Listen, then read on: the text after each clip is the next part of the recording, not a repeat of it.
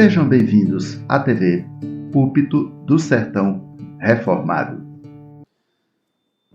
Ele nos enviou até que Ele venha. Ele nos enviou até que Ele venha. E Ele nos enviou para fazermos discípulos. Ele nos enviou para fazermos o quê? Primeira Igreja Presbiteriana de Petrolina. Discípulos. Abramos a Bíblia Sagrada no Evangelho de Deus, segundo o apóstolo João, o capítulo 20, o versículo 21. Apenas o versículo 21. Encerrando a série de sermões temáticos e voltaremos logo aí para sermões expositivos, Josué, o mapa de Deus para a expansão da igreja e o Apocalipse fala hoje. Aí lá na frente, novamente, o bom senso pastoral, vamos dar uma paradinha novamente, mais uma série e assim a gente vai caminhando. Porque o objetivo é trabalhar para que a igreja continue crescendo em qualidade e em quantidade para a glória dele, Jesus Cristo. O que é que diz o texto? Vamos ler juntos? Disse-lhes, pois, Jesus outra vez: paz seja convosco. Assim como o Pai me enviou, eu também vos envio. Assim como o Pai me enviou, eu também vos envio. E como dissemos pela manhã, Ele nos enviou até que Ele venha para fazermos discípulos.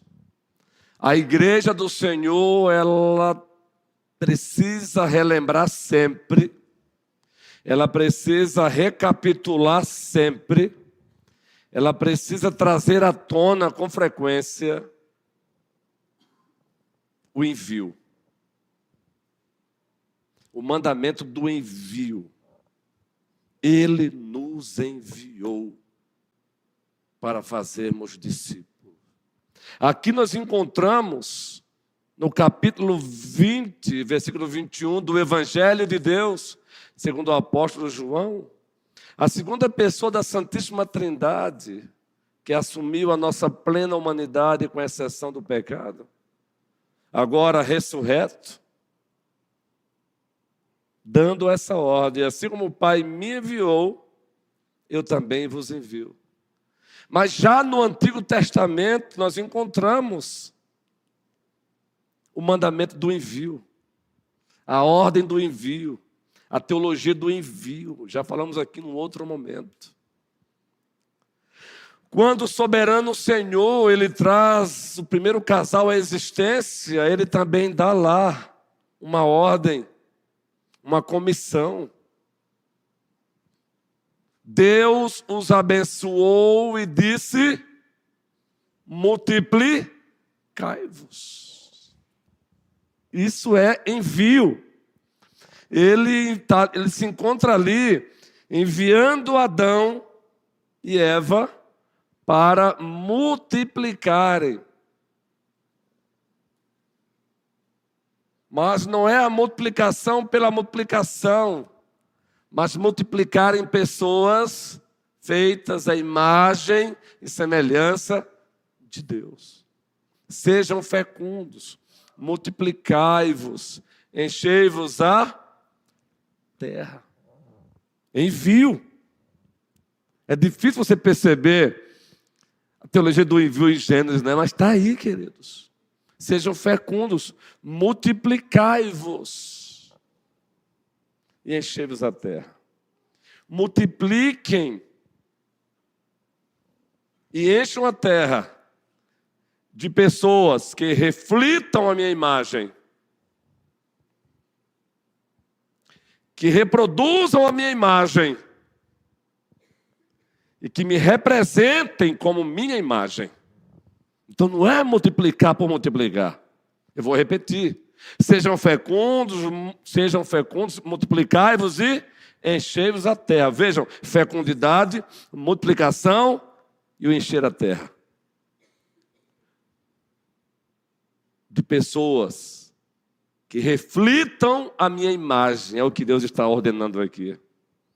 De pessoas que reproduzam também a minha imagem, é o que Deus está ensinando aqui.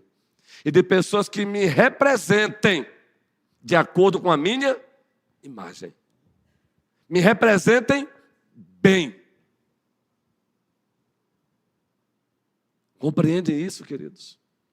Quando vamos para Gênesis, no capítulo 12, lá nós encontramos a ordem do envio, a continuidade disso. Claro, agora pós-queda, a partir do capítulo 3 agora, a humanidade não mais está no primeiro jardim, no jardim do Éden. Ela agora se encontra entre dois jardins, não mais nos jardins. Ela não está no primeiro mais, porque a queda fez com que Deus os expulsasse do primeiro jardim. Mas ela não chegou ainda ao jardim eterno, prometido por Deus, àqueles que acreditam em Cristo.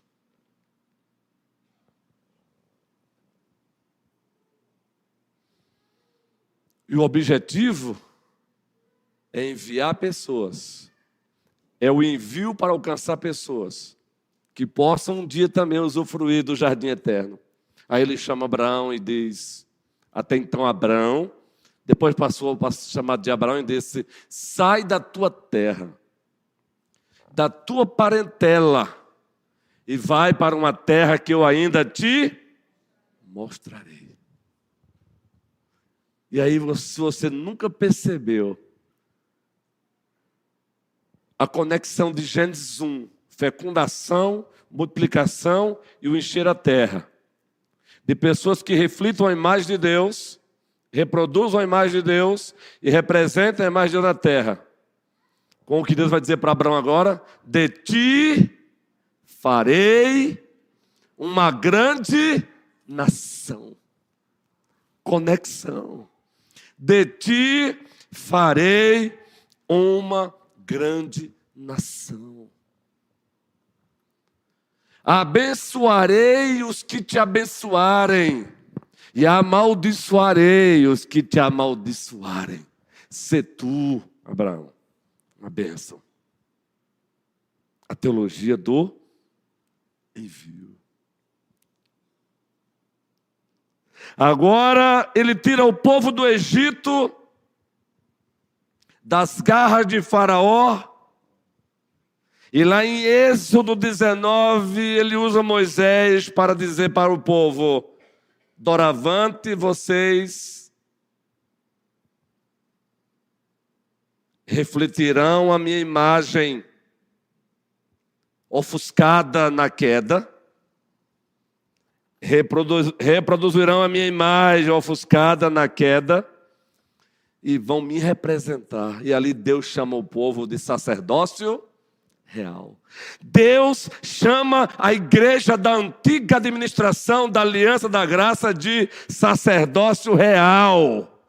Nação santa. É assim que ele chama Israel, o povo de Deus da antiga administração da aliança da graça. Está lá em Êxodo 19. Vejam a continuidade da ordem do envio, da teologia do envio.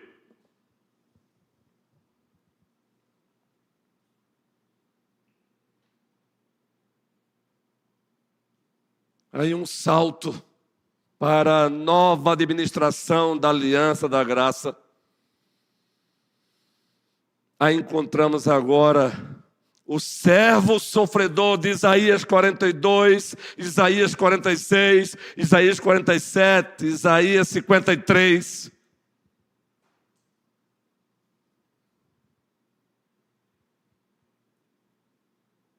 O Israel, na pessoa de Cristo, morrendo e ressuscitando ao terceiro dia. E antes de ascender aos céus, antes de subir aos céus, o que é que ele faz? Assim como o Pai me enviou, eu vos envio.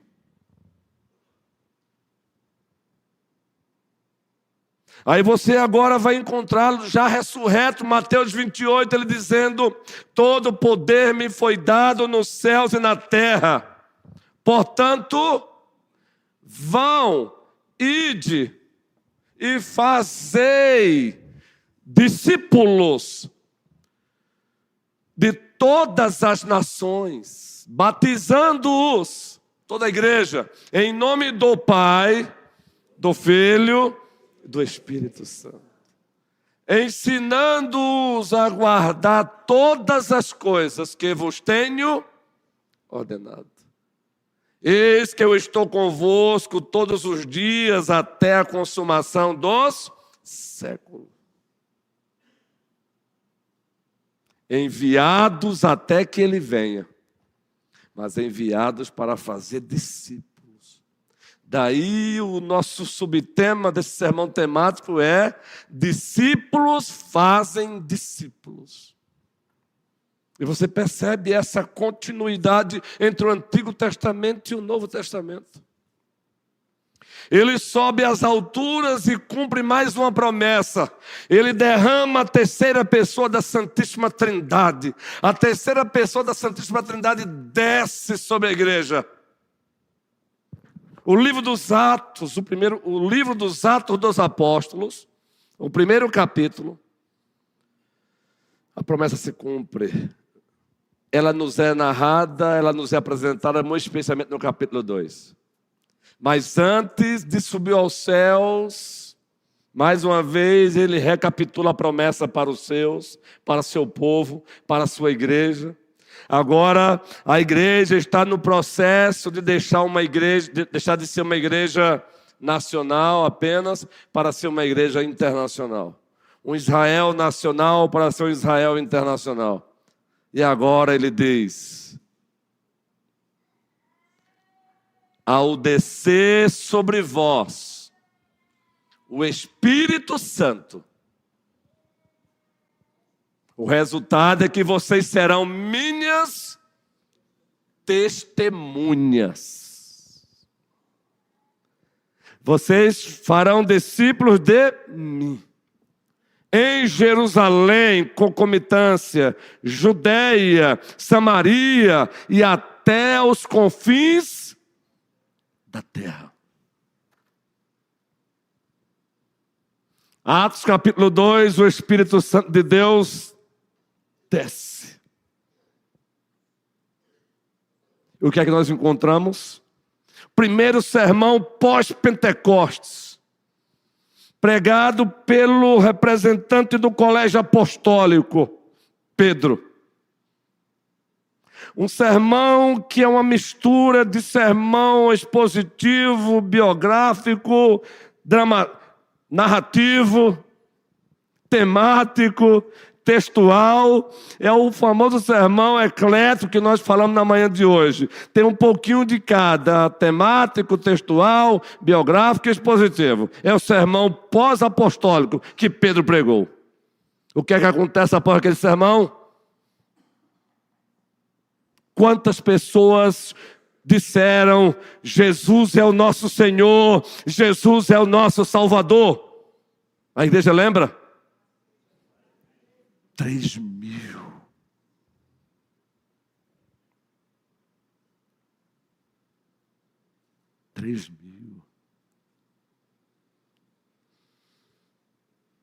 Aí vamos para o capítulo 8 do livro dos Atos dos Apóstolos. No capítulo 7, o primeiro mártir da igreja, o primeiro mártir da igreja da nova administração da Aliança da Graça. Capítulo 7, quem foi? Estevão. Com isso, uma perseguição pesada sobre a igreja. Atos 8 fala do resultado: uma dispersão dos discípulos de Cristo. Em virtude daquela pesada perseguição, matam Estevão apedrejado, e partem para cima dos outros discípulos de Cristo. Resultado, dispersão. Mas o que é que a Bíblia diz?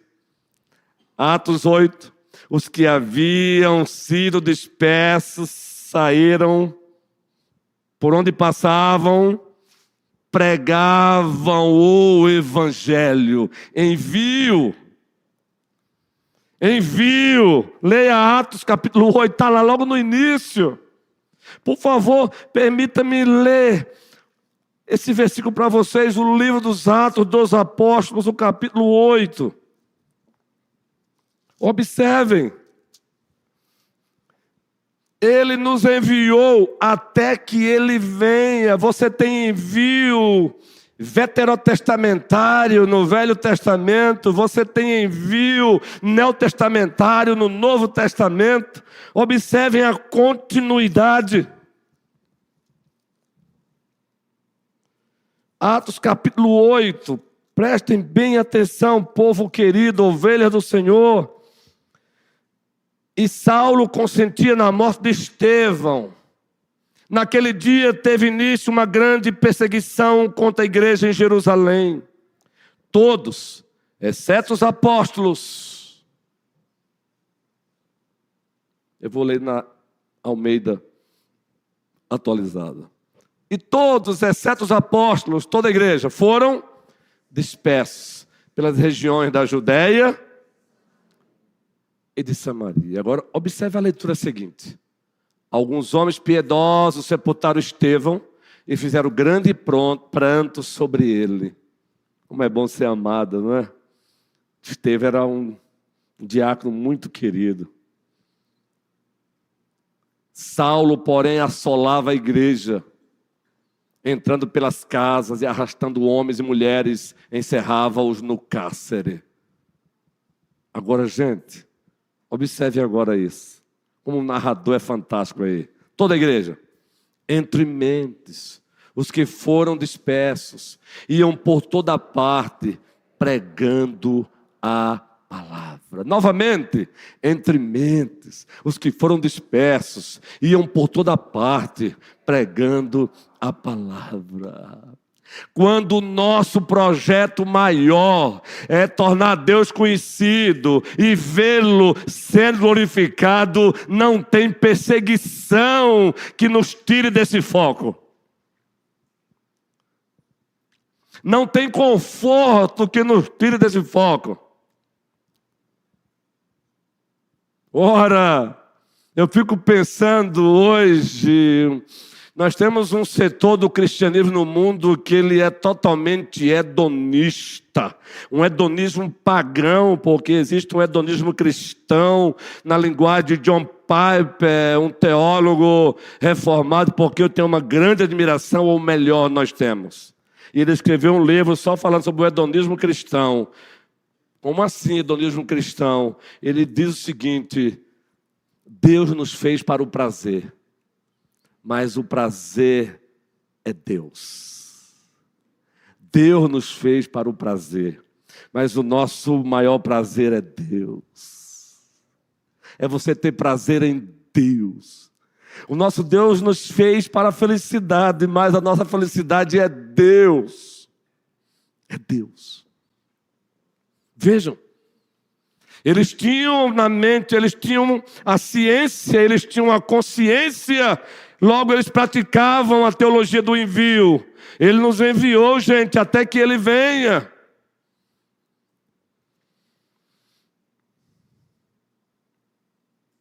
Agora você dá um salto, nós falamos na manhã de hoje que seria um sermão eclético, não é? Uma mistura de temático, textual, expositivo e biográfico, não é? Aí você dá um salto, porque existe um intervalo aí do que é dito aqui no capítulo 8. Há um intervalozinho aí para contar algumas histórias envolvendo Pedro e Paulo. Aí ele vai voltar com esse mesmo assunto da dispersão no capítulo 11 de Atos. Capítulo 11 de Atos, do livro dos Atos dos Apóstolos, por favor. Versículo 19, como a Bíblia é linda, maravilhosa. Ela tem uma harmonia no que ela diz. Observe, gente. Há um intervalo aí, porque o próprio Lucas, movido pelo Espírito Santo, ele abre um parênteses para narrar a conversão de Paulo, para narrar um pouquinho Pedro pregando ali, ressuscitando, pregando, depois conversão de Paulo. Aí ele volta agora para a dispersão novamente. Capítulo 11, versículo 19. Toda a igreja, juntos, por favor, ajudem-nos.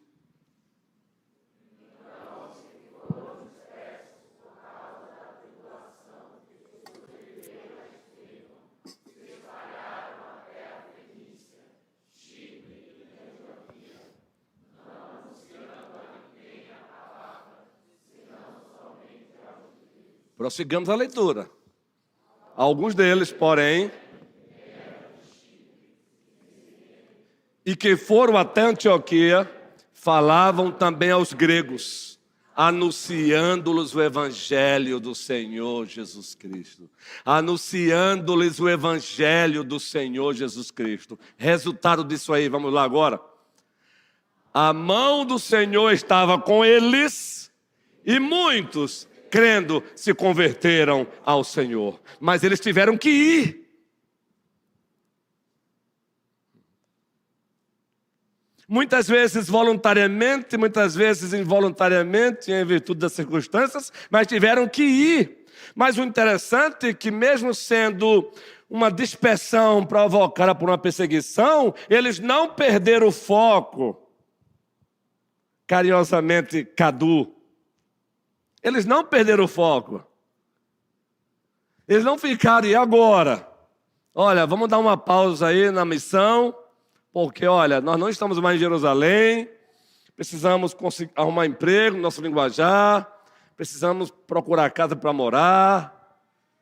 Não que essas coisas não tivessem seu lugar, mas nunca elas devem tomar o lugar do maior projeto, que é o projeto de Deus, que é torná-lo conhecido e vê-lo sendo glorificado.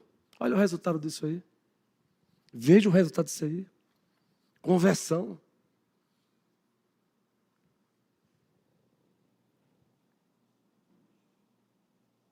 Assim como o Pai me enviou, eu vos envio.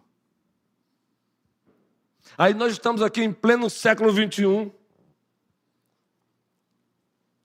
Das muitas igrejas locais que existem aqui no Vale, também verdadeiras, refiro-me às verdadeiras, seja ela presbiteriana, batista, congregacional, Assembleia de Deus e tantas outras nomenclaturas ou denominações que congregam as igrejas verdadeiras, apesar de terem fraqueza numa área ou outra, num setor ou outro.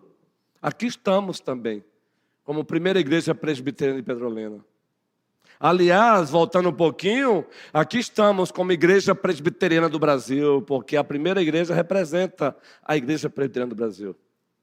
Mas só existe a Igreja Presbiteriana do Brasil porque um jovem, por nome de Ashbel Queen Simonton, no século XIX, depois de um sermão de Charlie Hodge, preste bem atenção, um teólogo, no seminário, até então, a época firme, Princeton.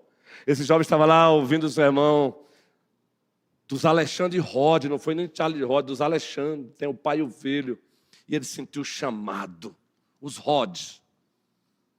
Um jovem com 26 anos de idade, deixa o seu país, já promissor naquela época, como sempre foi, os Estados Unidos da América do Norte. Ele vem para onde?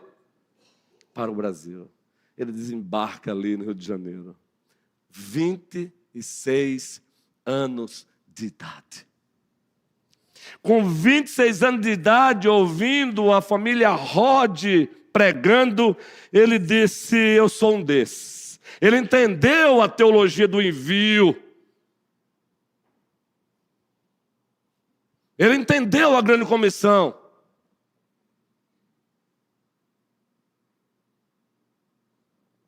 Pregou, pregou, pregou, pregou, pregou, pregou. Hoje aqui estamos. 1 milhão de membros, mais ou menos, a IPB tem hoje. no Brasil. Porque um jovem de 26 anos de idade, num seminário conhecido como Príncipe, hoje liberal, infelizmente, uma parte, entregue ao liberalismo e às ideologias diabólicas, satânicas, e contra as quais vamos lutar sempre. A palavra final na igreja aqui vai ser sempre do dono da igreja, Jesus Cristo. Aí você está aqui hoje. Tá porque também? Servo do Senhor, nos anos 90, pela Junta de Missões da IPB, se colocaram à disposição do Senhor e vieram plantar esta igreja aqui. Nos anos 90.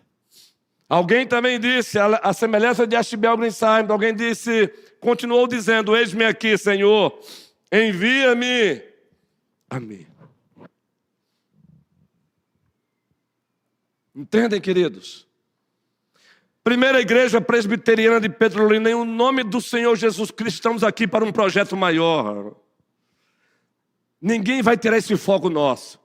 E o projeto maior é tornar mais e mais o nosso Deus conhecido e vê-lo sendo glorificado. Dentro disso envolve o fazer discípulos, plantar igrejas, expandir o reino para a glória de Jesus Cristo. Esse é o nosso projeto maior. E nada e ninguém vai nos tirar desse projeto. Que Deus nos dê a ciência, a consciência, a experiência e a prática do apóstolo Paulo em Filipenses, que tinha em mente esse projeto maior no exercício do apostolado, de tal maneira que ele chegou a dizer para a igreja em Filipos, capítulo 4, muitas vezes erroneamente interpretado, porque usam o versículo 13 fora do contexto. Pois no versículo 13, Paulo disse, posso naquele que me fortalece. Aí os falsos pregadores, ou pregadores imaturos, ou pregadores precipitados, arrancam esse versículo e vestem com a teologia maldita da prosperidade, e aí, por um bom tempo, ensinaram o povo a dizer que pode, você pode, tome posse. Mas o que Paulo está dizendo aí, eu posso no Senhor passar por um momento de abundância sem me orgulhar, sem me deixar ensoberbecer, dizer sempre, tenho o que tenho graças a Ele, sou o que sou graças a Ele, mas também eu posso passar por escassez sem murmurar. É isso que ele está dizendo, eu posso todas as coisas naquele que me fortalece. Entenda o versículo dentro do contexto imediato. Seja passar por um momento de abundância, seja um momento de escassez. Então, primeira igreja presbiteriana de Petrolina, ninguém vai arrancar de nós esse foco. Fazer discípulos, plantar igrejas, expandir o reino para a glória global dele, somente Ele, Jesus Cristo.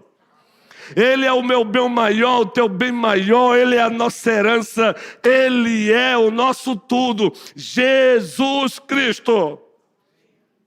O meu bem maior não é meu diploma, não é minha casa, não é meu carro, não é minha fama, meus likes no Instagram. Meu bem maior é vê-lo sendo conhecido e glorificado. Esse é o nosso bem maior. Então, relembremos mais e mais o nosso envio. Assim como o Pai me enviou, eu vos envio. Por favor, não nos entendam mal. No momento certo eu vou explicar. Mas nós não podemos perder a oportunidade de algumas datas do nosso país.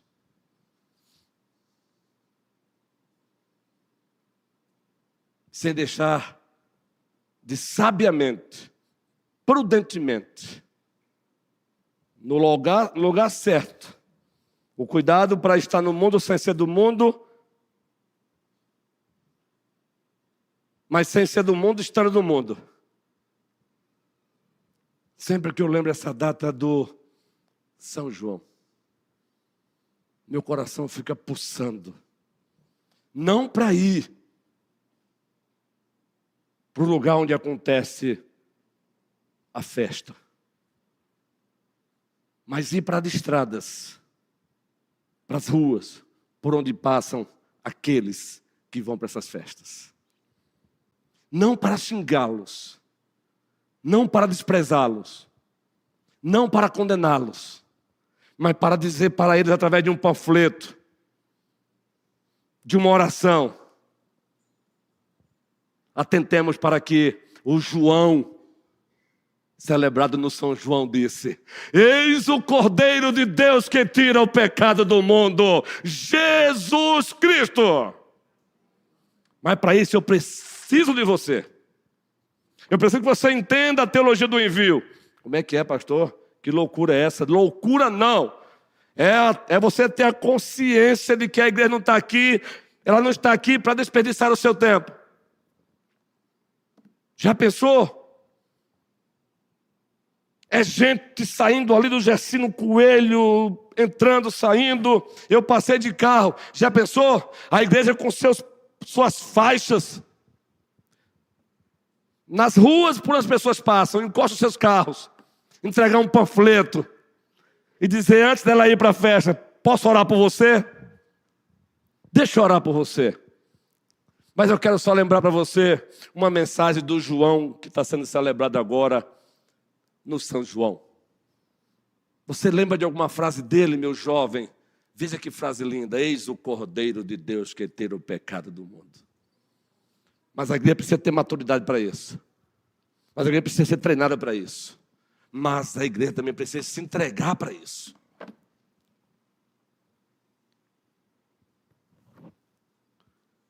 O sal dentro do saleiro não salga. Minha dicção.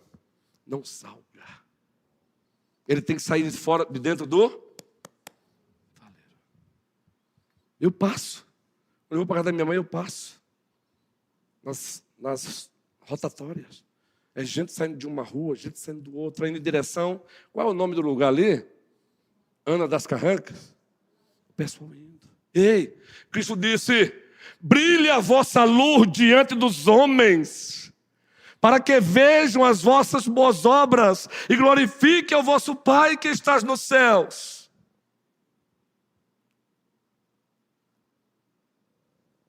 A transformação é de dentro para fora e não de fora para dentro.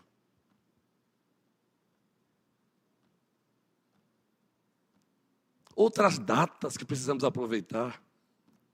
Quantas datas no calendário litúrgico, apesar dos seus equívocos, apesar de culturas maculadas com o pecado, precisamos ter discernimento. E pare com essa conversa que é cultura mesmo, mas na cultura pós-queda tem coisas boas e coisas ruins, e a igreja não pode abraçar as coisas ruins, mas ela também não pode deixar a mercê aqueles que estão tomados aí pelo pecado do mundo do diabo. Pense sobre isso. O ano passado eu falei sobre este ano, não conseguimos. Estou falando de novo para o próximo ano, quem sabe.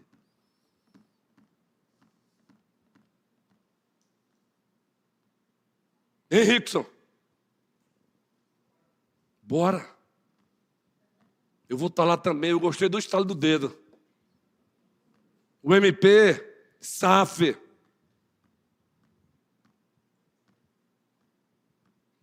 E dizer para aquelas pessoas passando para ir para Ana das Carrancas: eis o Cordeiro de Deus que tira o pecado do mundo. Agora,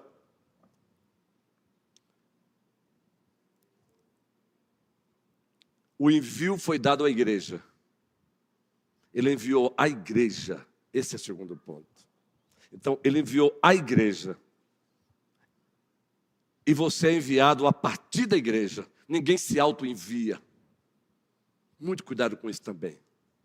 Ele enviou a igreja. Atos capítulo 13, abra sua Bíblia. Mateus 28, igreja. Atos 1:8, igreja. E mais uma ilustração, para ilustrar esse segundo ponto, ele enviou a igreja. A principal porta-voz do Senhor aqui na terra é a igreja, feita de pessoas. Atos 13, o que é que diz a Bíblia aí? Atos capítulo 13. Vamos ler esse texto maravilhoso de Atos 13 aí, queridos. Atos capítulo 13, o primeiro versículo mesmo. Muito obrigado.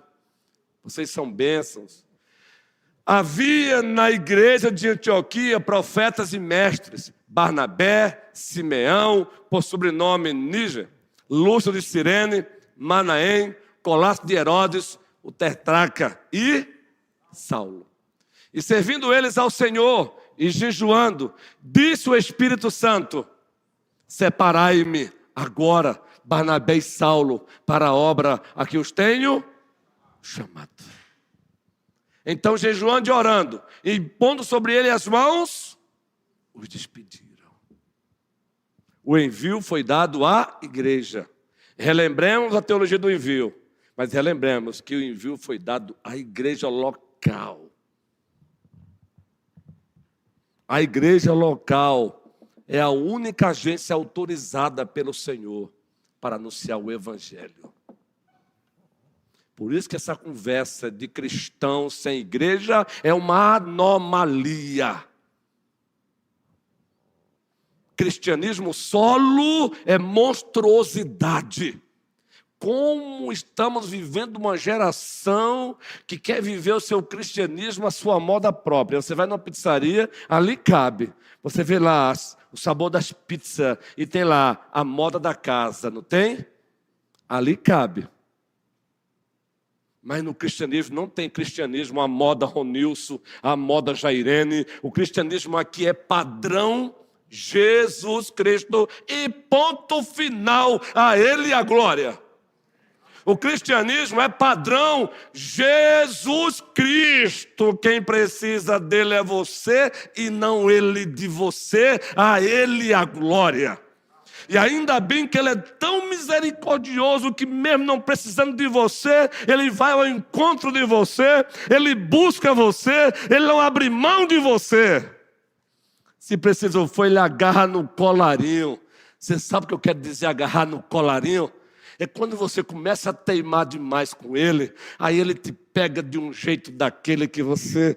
Tem alguma coisa errada no meu corpo, tem uma coisa errada na minha vida. É ele dizendo: volte.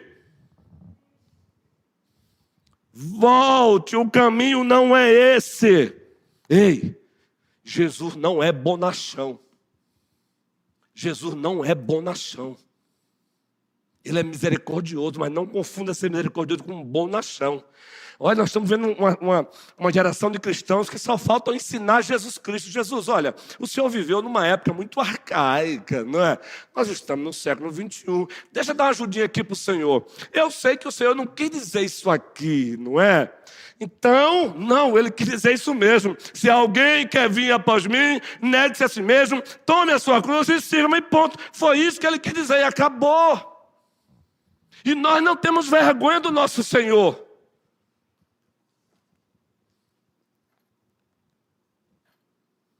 Ele autorizou a igreja. Agora,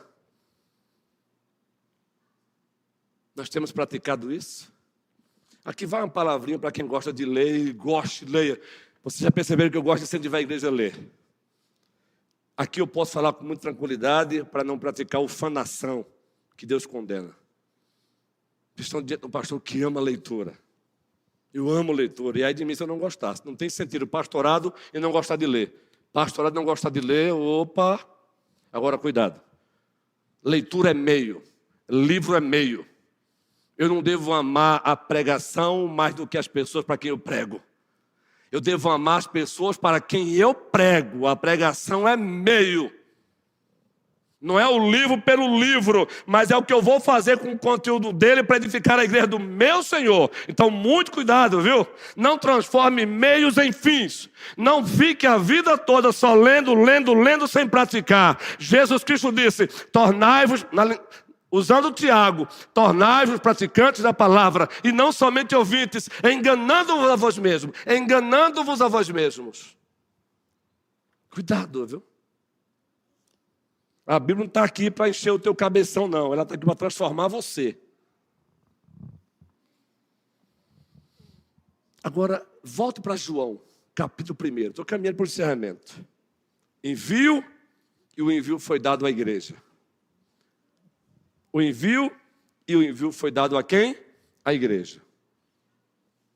Para fazer discípulos. Façam discípulos. Fazei discípulos. O Senhor Jesus não me mandou fazer admiradores dele. Preste bem atenção com muita sensibilidade no coração. O que vai de ter admiradores de Jesus Cristo, ouvindo de Jesus Cristo naquele dia, eu nunca te conheci.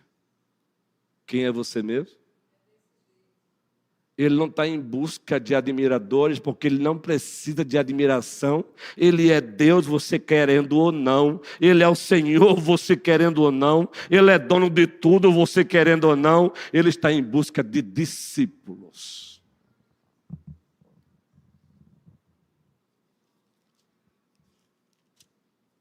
Porque parece até que Jesus Cristo, ai, coitadinho. Muitas vezes confundimos Jesus como o Deus da mitologia grega, que gostava de ser bajulado, não estava nem aí para a vida do adorador. Ele não é Jesus, não faz parte do panteão greco-romano, não, viu? Ele é único. Único, tu és o único. Incomparável és na minha vida. Vai lá, Denise. Meu coração não cabe outro amor. É tudo teu. Eita, como ele é maravilhoso. Ah, queridos, o que me segura aqui é ele, Jesus Cristo. Porque tem dia que o corpo não quer atender, agora o outro olho já está mandando um recado para mim. Mas aí, às vezes, a tristeza quer chegar. Mas quando eu fecho os olhos e eu penso, o projeto maior é torná-lo conhecido e vê-lo sendo glorificado, meu irmão de coração. Eu não te explico, eu só descrevo. Há um clima todo diferente que acontece dentro de mim. Carlinhos Félix já cantava, há um clima todo diferente que aquece, mexe o coração da gente. E esse clima é uma pessoa, e essa pessoa eu quero ouvir a igreja gritar bem alto. Esse clima é uma pessoa, e essa pessoa é quem? Jesus Cristo. É ele. Eita, esse pastor é presbiteriano da gema. Mas eu já falei que, acima de tudo, eu sou cristão. Bíblico. Presbiteriano, para mim, é bênção, mas é secundário. Quando eu chegar lá, ele vai perguntar para mim, deixe-me ver se você foi um bom presbiteriano. Não, ele vai perguntar, você me amou? Zele pelo presbiterianismo. Mas zele, acima de tudo, pelo cristianismo verdadeiro. Presbiterianos também vão para o inferno. Batistas também vão para o inferno. Pastor, fala isso não. Assembleanos vão para o inferno. Episcopais vão para o inferno. Mas como assim, pastor? Se não nascerem de Deus. Em verdade, eu vos digo, quem não nascer da água do Espírito, não entrarão no reino dos céus. Aqui não é para ferir. Aqui é para curar. Pastor, a hora. Estou doido para comer meu cachorro quente, meu cuscuz, meu espetinho do Marcão. Fica para depois a explicação disso aí, viu? Mas deixa o espetinho para depois. Eu não sei nem quem é o Marcão, então fazendo propaganda para ele, ó. João, 1º capítulo. Para você, ó, o envio foi dado à igreja para fazer discípulos. Olha o papai de Mauro ali, né, Mauro? E a mamãe. Um 91 anos e o outro 84. Eu gravei. Só falta gravar o nome. Que privilégio, Mauro, ter seu papai e sua mamãe aí. Não é, Vive, a sua sogra. A igreja aqui é assim, a igreja celebra a vida. A igreja celebra a vida. Não é, Vinícius? Ao lado da sua esposa aí, coisa boa, Vinícius. Vinícius, você é dessa casa, Vinícius. É. Você nasceu aqui, você sabe disso. É. Você é filho desta casa, Vinícius. Lembre sempre disso. Eu sei que você lembra, mas você é filho dessa casa. Ao Senhor toda glória. João aberto, o Evangelho. Agora caminhando para o encerramento. Vamos ver se você entendeu direitinho aqui. O envio foi dado. Dado à igreja. Fazer discípulo. Agora observe agora exemplos na prática. Não espere também essas datas do São João que eu falei para ir para as ruas, ou do carnaval, não para ir para o carnaval, mas para ir para as ruas. Crente não pula carnaval. Crente é luz no carnaval. Mas não é para condenar as pessoas, é para levar luz para elas. Porque se você está aqui, não é graças a você, é graças a Jesus Cristo. Se você está aqui, não é graças a você, é graças a Ele, Jesus Cristo. Não se esqueça. Então vamos baixar também os nossos narizes, né? Então vamos baixar o nosso nariz aí. Vamos lá. Versículo 35. Primeiro capítulo do Evangelho, segundo o apóstolo João, versículo 35. Coloca o teu nome aí no lado aí. Quando você ler algum nome aí, se coloque no... Eu vou dar o estalo. No dia seguinte, estava João outra vez na companhia de 2 dos seus discípulos. No dia seguinte, estava Maico na companhia de outros irmãos em Cristo. E vendo Jesus passar, o que foi que João disse, Maico?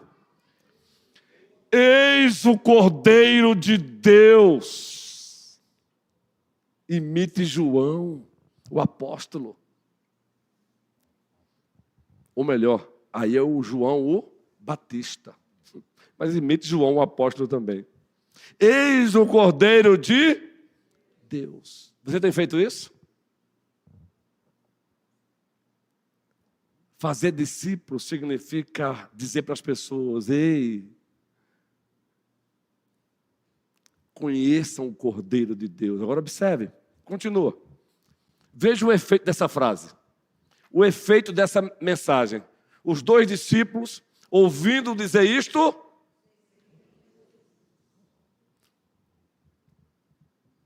como crerão naquele de quem nada ouviram? Está onde esse texto? Vamos lá, crentes. Tiago, Cassiano, saudade de vocês, viu? Estou de olho. Vocês são preciosos. Onde é que está esse texto, gente? Aonde? Romanos, né, guerreiro? Romanos, isso. Como ouvirão? Como crerão naquele de que nada ouviram? E como ouvirão se não há quem? E João disse: eis o Cordeiro de Deus, presbítero Rogério, presbítero Manuel, presbítero Adualdo, presbítero Jorge, ele está aqui. Jorge Guerreiro, tem que ser assim agora, Guerreiro, na base do... Agora o texto continua. Vamos lá. E Jesus, voltando-se, vendo que o seguiam, disse-lhes: que buscais? Disseram-lhe: Rabi, que quer dizer mestre, onde assistes? Respondeu-lhes: vinde e vede. Vinde e vede. Foram, pois, e viram onde Jesus estava morando. E ficaram com ele aquele dia, sendo mais ou menos a hora... O papo foi bom, hein? Agora observem. Se coloca no lugar de André. Se colocou no lugar de João, o Batista. Agora se coloca no lugar de André. Tira o nome agora, bota o teu nome agora. Era André, o irmão de Simão Pedro. Um dos 2 que tinha ouvido o testemunho de João e seguido. Observe agora o que vai acontecer, André. Observe. Ele achou primeiro o seu próprio irmão, Simão. A quem disse toda a igreja: achamos o Messias, que quer dizer Cristo. E fez o que em seguida? Ele só disse para Pedro: achamos o Messias. Ele disse o quê? e levou-o a Jesus. Discípulos fazem discípulos, discípulos fazem discípulos. Olha só, ele levou seu irmão a Jesus Cristo. Ele não só disse, achamos o Messias, ele o levou a Jesus Cristo, queridos. Isso é maravilhoso.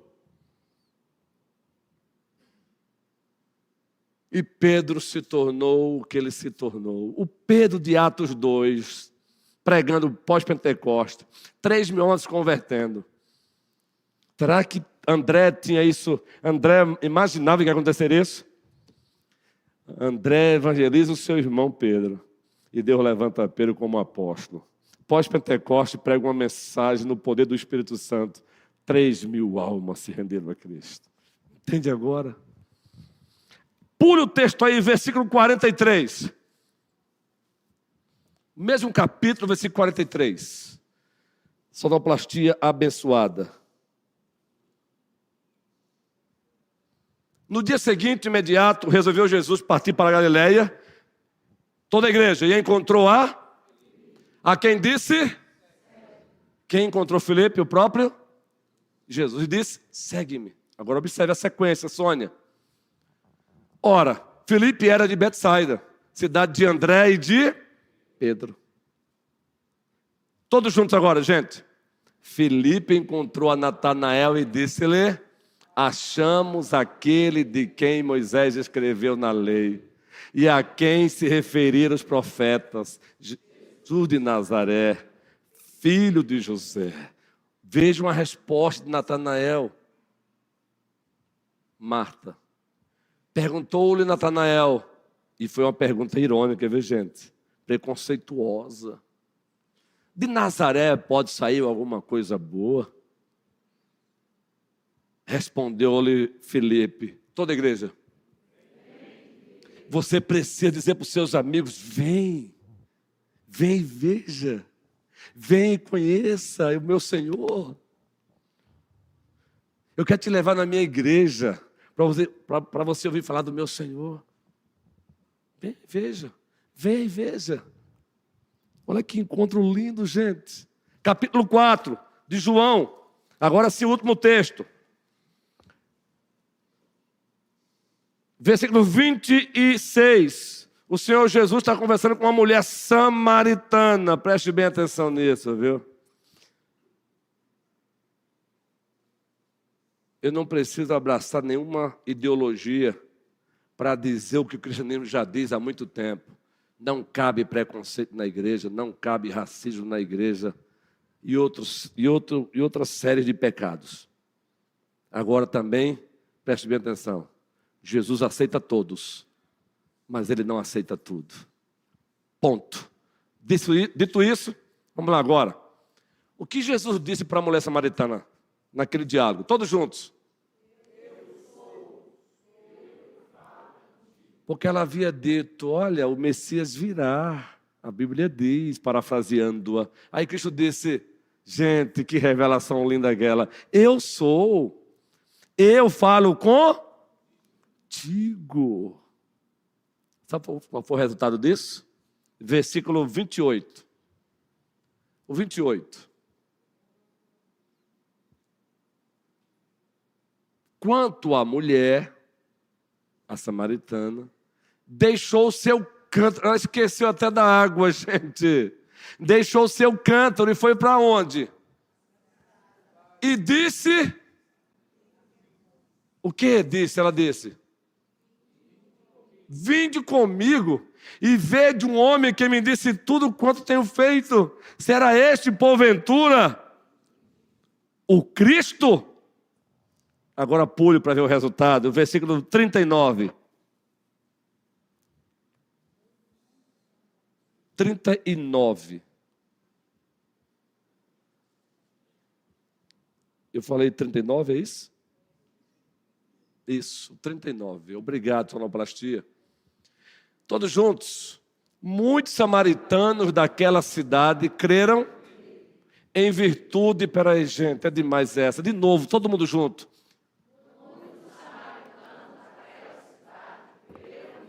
Bem forte. Em virtude do testemunho da mulher que anunciara, Ele me disse tudo quanto tenho dito ou feito. E para encerrar de vez, o 42, o testemunho da mulher levou os seus compatriotas samaritanos a acreditarem em Jesus. E o 42, e dizia a mulher: já agora não é pelo que dissestes que nós cremos, mas porque nós mesmos temos ouvido e sabemos que este é verdadeiramente o Salvador do mundo. Aleluia! Ei, se coloque no lugar da mulher samaritana. Ei, meninas, ei, mulheres, testemunhe do teu Senhor. Não desperdice o seu tempo. O seu projeto maior como mulher é testemunhar do teu Salvador. Seja na escola, na universidade, na empresa, até nos momentos de entretenimento, testemunhe do teu Senhor. Ei, jovens, meninos, carinhosamente falando, ei, jovens, o projeto maior da vida de vocês é testemunhar de Jesus Cristo. Sejam Andrés, sejam Filipes, levem outros a Cristo. Ei, homens, mulheres, jovens, crianças, Ele nos enviou até que Ele venha. Então vamos, pé no acelerador. E esta igreja está com o pé no acelerador, no poder e pelo poder do Espírito Santo, de tal maneira que já decidimos hoje, como colégio pastoral, para alegria de toda a igreja e também de Vera Plácido, que é uma das promotoras do Perspectiva. Todo o conselho vai participar. Decisão tomada. Deus seja... O Perspectiva é um trabalho voltado, é um curso para capacitação da igreja e da liderança. Liderança capacitada, igreja, liderança capacitada, liderança capacitadora. Liderança capacitadora, igreja capacitada. Liderança capacitada, liderança capacitadora. Liderança capacitadora, uma igreja... Deu para gravar agora? Eu gosto dessas frases. Eu só vou parar se vocês memorizarem comigo. Aí eu paro o sermão. Vamos lá. Se toda a igreja citar, aí eu paro o sermão. Liderança capacitada, liderança capacitadora. Liderança capacitadora, igreja capacitada. Agora é o ensaio, de pé. Agora vai ser de pé, bem forte.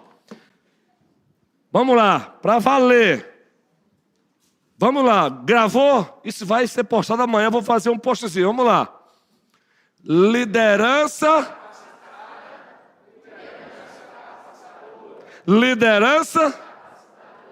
igreja capacitada para fazer discípulos, plantar igrejas, expandir o reino para a glória de quem? Jesus Cristo. A Ele a glória para sempre, amém.